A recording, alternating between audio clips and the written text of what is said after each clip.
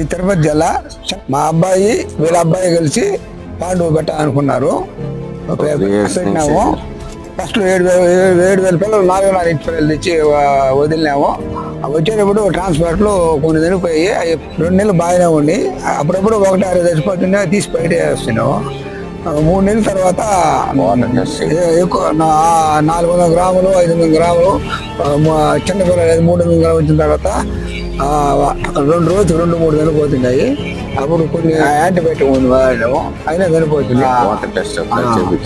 ఈ water nitrate ఎక్కువైన దానివల్ల సరిపోతుంది. మహిళా ఆఫీసర్ వాళ్ళకి ఫోన్ చేస్తే వాళ్ళు వచ్చారు.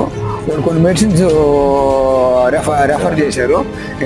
వాడాలనుకున్నాము. అతను వచ్చాడు, తీసుకున్నాం. ఈ మధ్యలో మాకు ఒక 15-20 రోజులుగా ఒక 20 పిల్లలు డ్యామేజ్ అయినాయి, చనిపోతా వచ్చినాయి.